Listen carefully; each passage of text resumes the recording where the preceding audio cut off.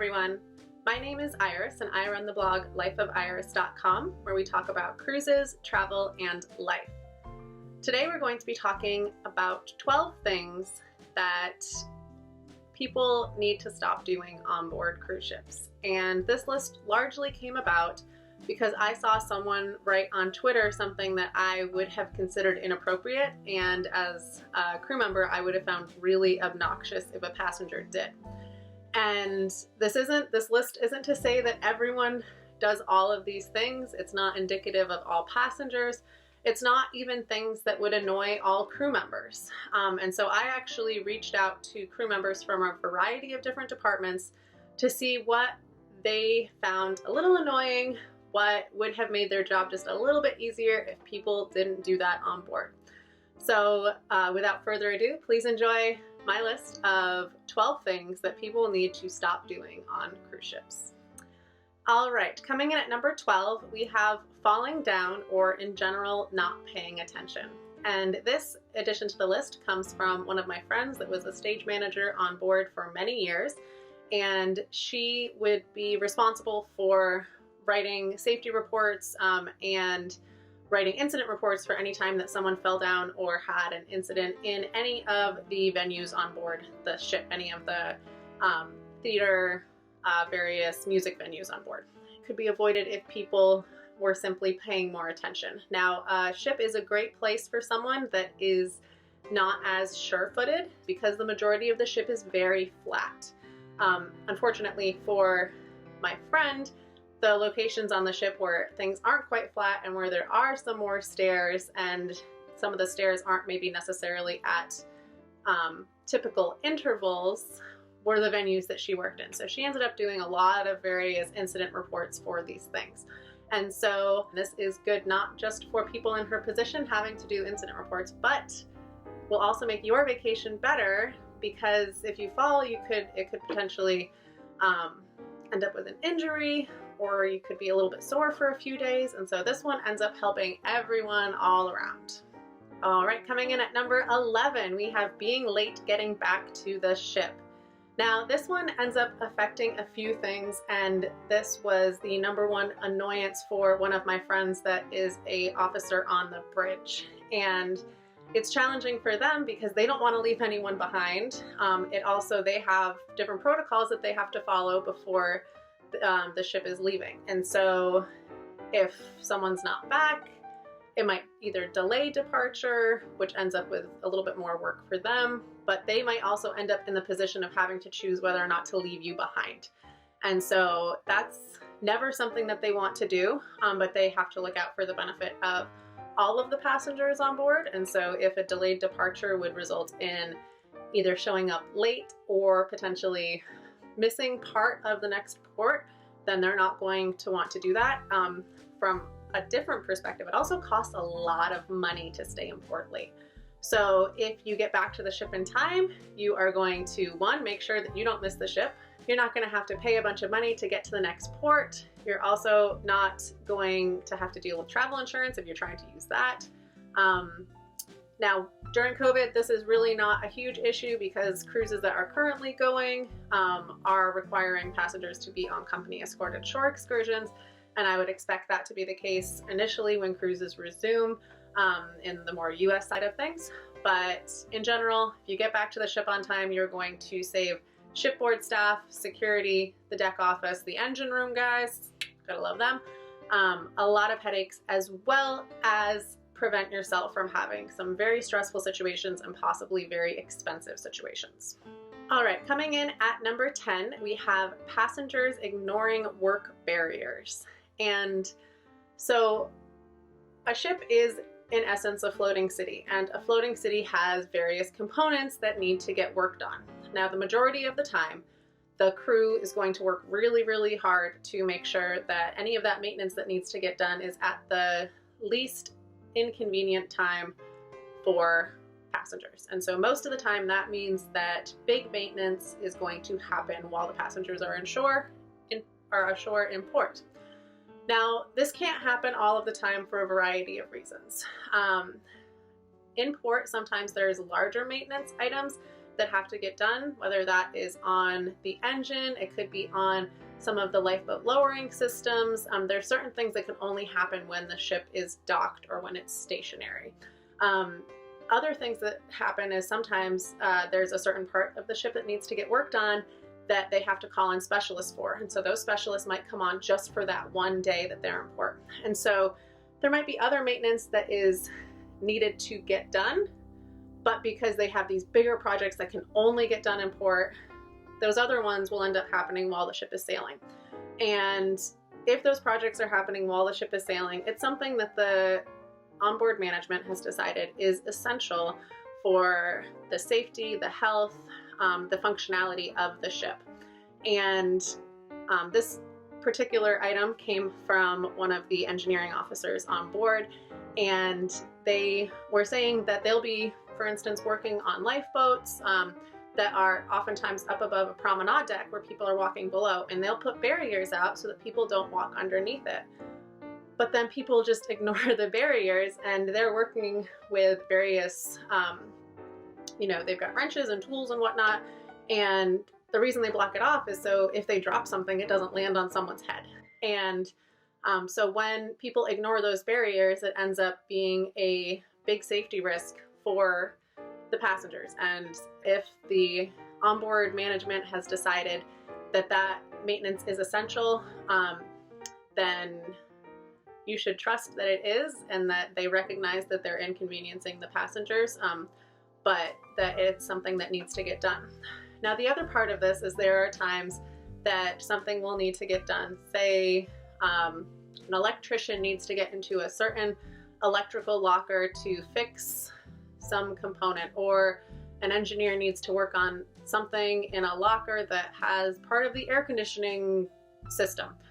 There's all sorts of things that are in the walls of the ship, and I have heard from a few people in that category that sometimes those lockers will be behind, an area on the Lido deck where people are sitting and eating, and they will try to time it so that they can get in it when it's not inconveniencing someone, but there are times that doesn't work out and they need to get in it pretty instantly.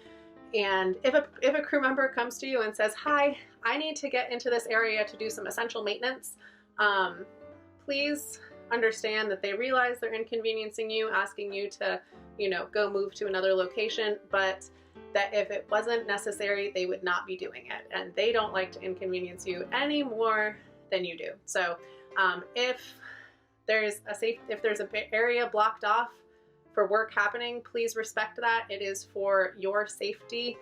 It is not just to be annoying, it's for your safety. And also, if someone's asking you to, if you could please move for a little while for essential maintenance, that it is truly essential and they don't want to ask you any more than you want to move.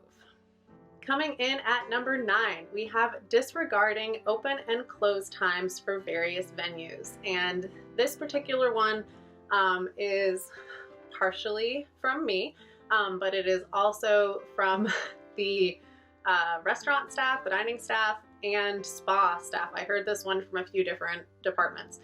And so if a venue is advertised as being open during certain hours, please respect those hours. So there are certain places on board where someone could potentially find their way into a closed venue. Not every single door on a ship is locked all the time, and sometimes certain doors aren't locked because of fire safety reasons. It might be part of an evacuation route that you might not be aware of. There might be crew cabins in some place that you hadn't thought of. It could be from somewhere down below. There's crew staircases in different places that feed into other places.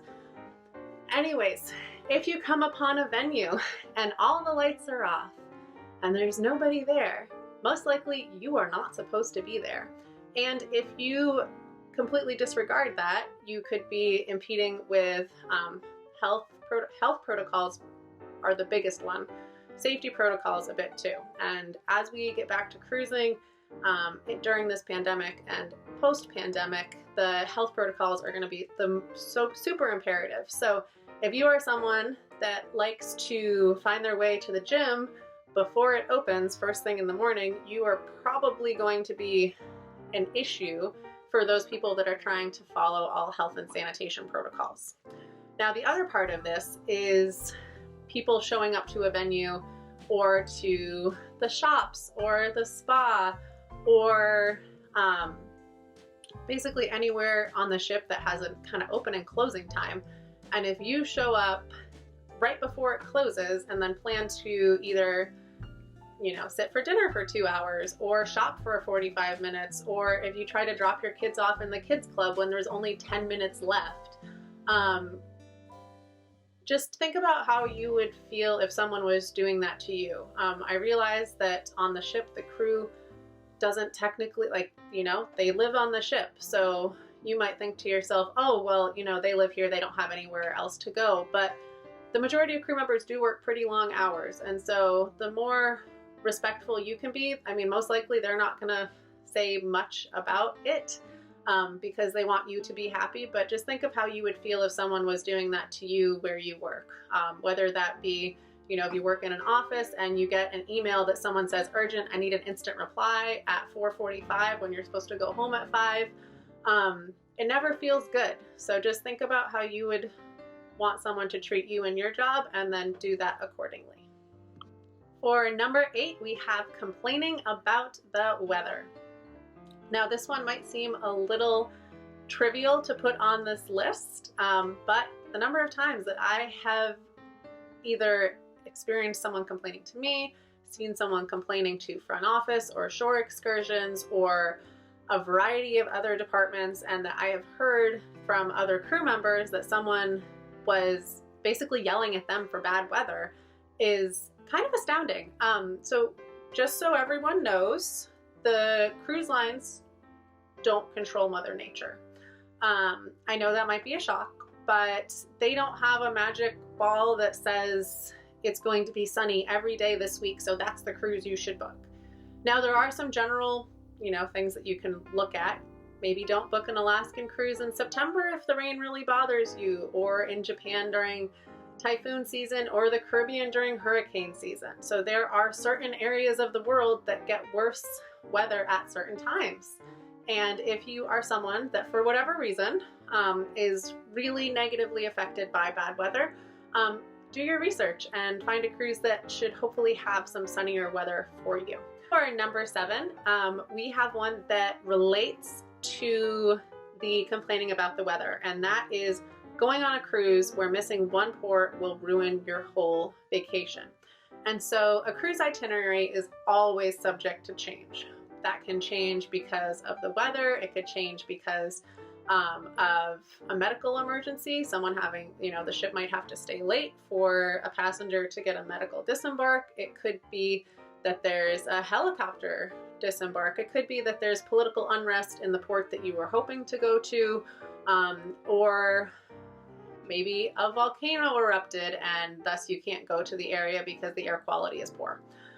There are a whole host of reasons and things that can happen that could prevent a cruise ship from following its itinerary.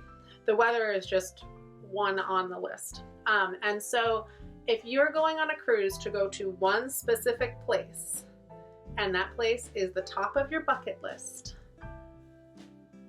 I need you to rethink your vacation plans, because an itinerary can change and you can miss that one port. And if you're going to be okay with that, if you're going to be on the cruise and be like, hey, I really wanted to go to Venice, but we're not going to Venice because of whatever reason, or wherever the port is, that's great. Stick with it. But if a place is the number one place that you want to go, and you're going on a cruise to go to that place for that one day, then don't do it. Just fly there. Just go to that place. I know there are some places that are a bit harder to get to because of visa issues, but if a place is your be-all, end-all, if it is going to genuinely ruin your cruise vacation to miss that port, just go to that place, okay? All cruise itineraries are subject to change in some way. With helicopter disembarkation, I was on a cruise. We were between Hawaii and San Diego. We were about halfway in between, and we needed to helicopter evacuate a guest. We didn't have enough time to get them to San Diego. So a Coast Guard ship from Hawaii started sailing. We turned around and started sailing back so that they could get a helicopter to the ship faster to get the guest off. And we ended up adding an extra day to our cruise, which then shortened the next cruise by a day. I mean, things happen. Things happen.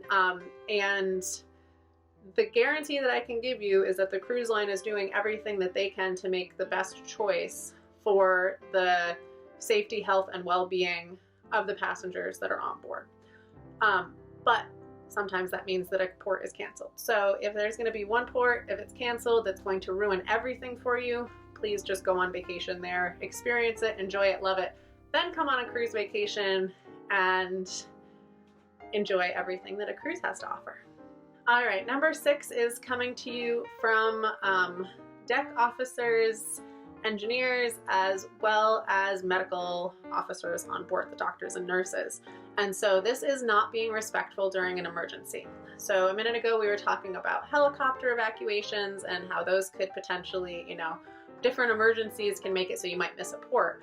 And what these various professionals on board the ship have found is that there are some nosy people out there, kind of like when you're driving down the highway and you see an accident, and then there's that person that's driving so slow trying to look at the accident that they cause an accident. Okay, don't be that person on a cruise ship. Think of it from a few ways. The first being that if you're the person that's either sick and being evacuated, or if you're having an emergency around the ship, if something happens, would you want everyone to be crowding you and watching you? Probably not. The other thing is that if there's an emergency that, for instance, involves the fire team or any of those kind of emergency responders, if you're there crowding it, you could actually be either endangering yourself or endangering the crew members that are trying to work on solving the emergency, and just make a potentially a challenging and emergency situation potentially even more dangerous for you and everyone involved. If you see an emergency around the ship, by all means, report that emergency, call someone, find someone, do what you need to do to get someone there to help that person or help the situation. But if you hear over the loudspeaker, medical emergency, or medical response, or whatever the particular call is for the ship that you're on, don't then go to that place. Don't do it.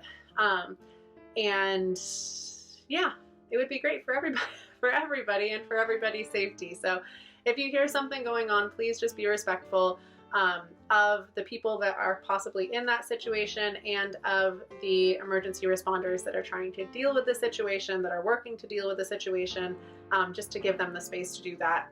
Number 5 is being inappropriate. And so I heard this response from a few different departments. The spa, from various cruise staff that are often out kind of mingling with the guests. And so being inappropriate in this case is going to be both kind of inappropriate advances as well as inappropriate questions. And so I think it's pretty well known that passenger and crew fraternization is super against the rules. It can actually result in crew members getting fired. It's really awkward for the crew members that are involved. So please just be mindful of the fact that this is their work environment and treat it as such. The other part is inappropriate questions. And I think that this one is a little harder to identify where the inappropriate line is. There was a point, and this wasn't even necessarily on the ship, but with people that knew that I had worked on a cruise ship, and they would be like, oh, how much money do you make? Oh, is that good money? Do you make a lot of money? And I don't know when people decided that it was so okay to ask about how much somebody was making in their particular job, but it's not. Another one that I got a lot was when I was sailing on board with my husband when I was working, before we got married, whether or not we lived together, whether or not we stayed in the same cabin.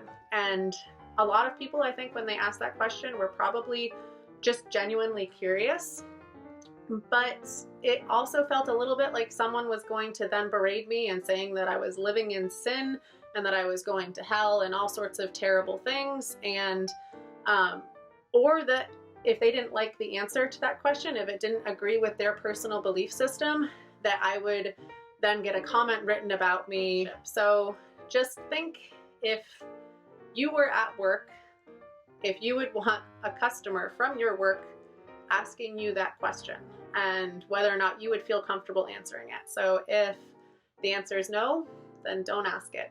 None of this is to say that you shouldn't try to get to know the crew.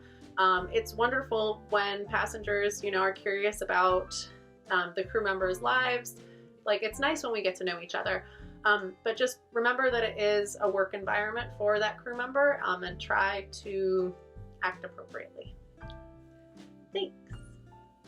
Coming in at number 4 is saying that anything that's against the rules is going to completely ruin their vacation and then expecting special treatment. The thing is, some passengers then seem to think that that means that crew members have to do everything that they say. That is not actually the case, and I'm going to explain it for just a minute. So crew members in general really want to make sure that passengers have a great vacation, and they're going to do everything that's within their power to do that. But if you're asking someone to break the rules, you're potentially putting their job at risk. And the other thing is, they probably don't have the authority to change that rule. So a lot of rules that are on a cruise ship are actually decided by the corporate office. So it's not even the captain on board or the hotel director, any of those people that make some of the rules on the ship. A good chunk of them are made by the corporate office. And so if you get on a ship and find out that whatever the rule is isn't to your particular liking, even if they can ask, even if the people on board the ship can ask whether or not they could make any leeway or whatnot for you, they're going to have to email the corporate office. I would recommend, if there is something that you think is going to negatively impact your cruise, do your due diligence ahead of time. Cruise lines websites have a ton of information on it, and a ton of information about what the onboard protocols and rules are. So email the company ahead of time. Say, hey, I have this situation. I see that this is against your rules. Is there any leeway on this? And they'll write back and say, no, absolutely not. That's not possible. And then you know that either you can deal with it and sail on the cruise line, or potentially find another cruise line that might accommodate you differently. Alternatively, if there is any leeway, if they say, hi, thanks so much for letting us know about this special circumstance that you have, we can make XYZ accommodation, then they let the ship know that the ship is allowed to make XYZ accommodation towards you and whatever circumstance you have, and you get on board and it's all good. So, but in general, if you get on board and you say that anything is going to ruin your vacation that is against the rules, you're putting the crew member in a really, really frustrating situation. It's not necessarily challenging because, it's challenging emotionally because I don't want to ruin your vacation, but I also know that I need to follow the rules so that I can keep my job. And so do everybody a favor, and if there's something that you foresee as an issue when you go on board, just do a little research ahead of time, reach out to the cruise line, reach out to your travel advisor, and they might be able to reach out to the cruise line for you. The other thing is, it's not even just rules. If you are pressuring spa or shore excursions or shops or the photographers to give you extra discounts, basically any situation where you're pressuring someone to go against the rules is not okay. All right, at number 3, we have making a mess, leaving a mess because it's their job to clean it up. Now, this one is not exclusive to cruise lines or cruise ship passengers at all. I've seen it at restaurants. I've worked at restaurants and definitely experienced it there. People feel like they can leave a mess because it's someone else's job to clean it up. I can't quite articulate the difference between what's a reasonable, like say on a table, for instance, what's reasonable or what's a disaster, but I want to say that the majority of people have an idea of what that difference is. And it's not exclusive to on a table. It could be on a floor, it could be in your cabin, it could be in one of the public bathrooms on a ship and leaving, paper towels strewn everywhere when all you have to do is put it in the bin. So it's just general respect for the people that are working there.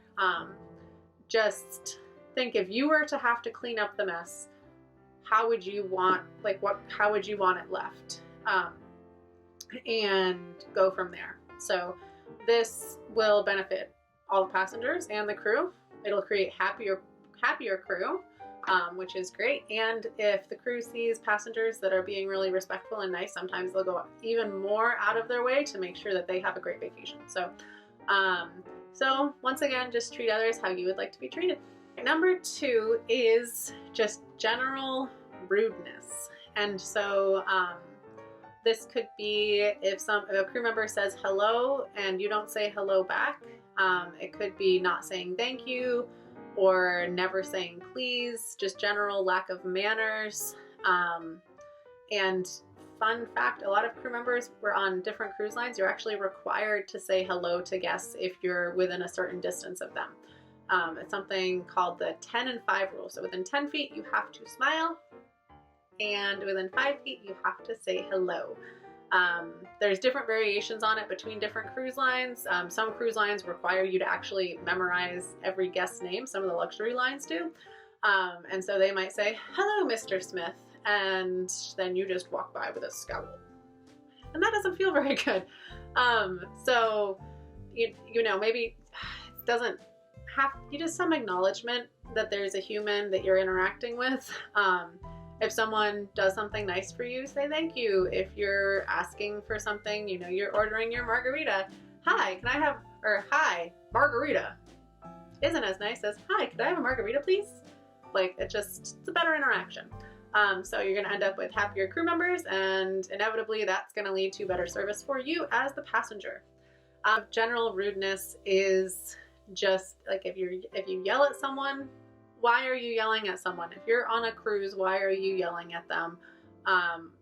In general in life, why are you yelling at people? Someone tried to get me fired for not letting their kid play Xbox.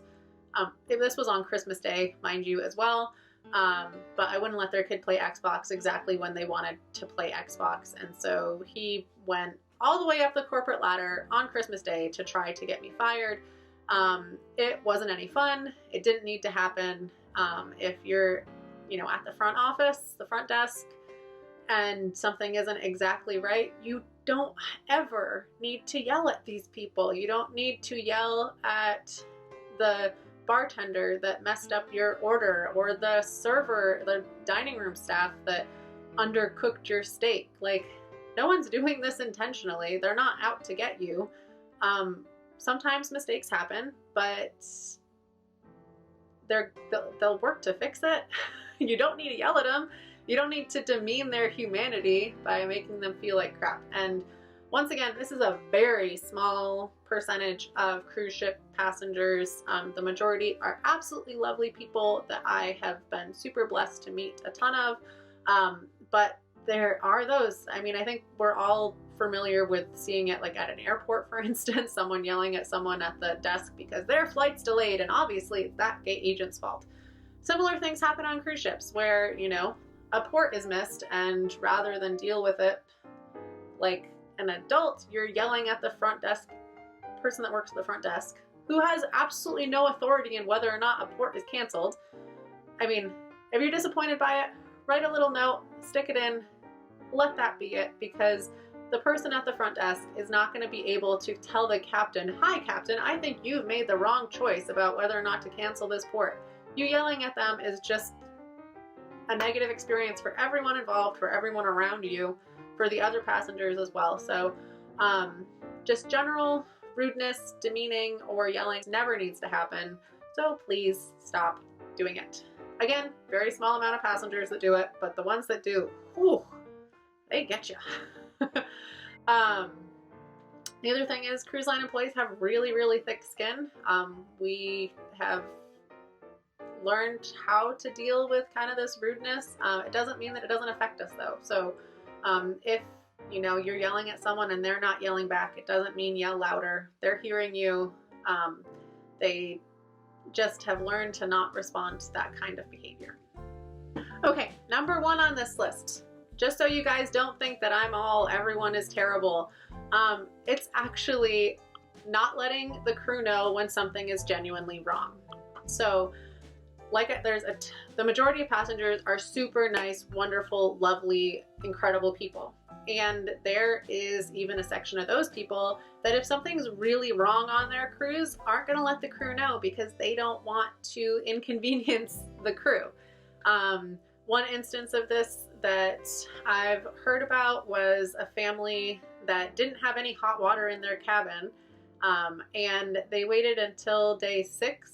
I think they only ended up with hot water for one day of their cruise because they never let anyone know. And especially with issues that are happening in the cabin, if sometimes, you know, the cabin steward will go in and they'll clean, but they're not using all the functionalities in the cabin. So if something's wrong, most likely no one's going to know about it unless you say something, and the majority of those things are fixable. Like, there's engineers and electricians and plumbers and all sorts of people on board that are there to keep the ship working properly. And so while it's super nice that that passengers, you know, they don't want to inconvenience the crew, they don't want to add any extra challenges to their day, the crew would rather have you let them know about so that they can try to fix it, because again, they really want you to have the best experience that they can. So the number one thing is not letting them know when something is genuinely wrong, and especially when that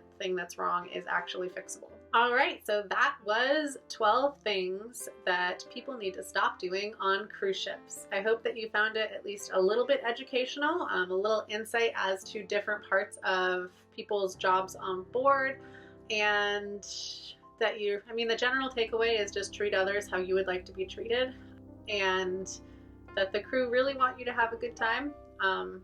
So anyways, I hope we're all cruising sometime soon. Don't really know when that's going to be. That's a wait and see kind of thing. In the meantime, if you like this video or are interested in seeing more videos, please feel free to hit the like button, hit subscribe. I am working to publish 2 videos a month. Not going to be a ton of videos coming out, but 2 videos a month. You can find out more about myself, about my travels, about my experience as a crew member on lifeofiris.com. And I hope you all have a great day. Thank you very much.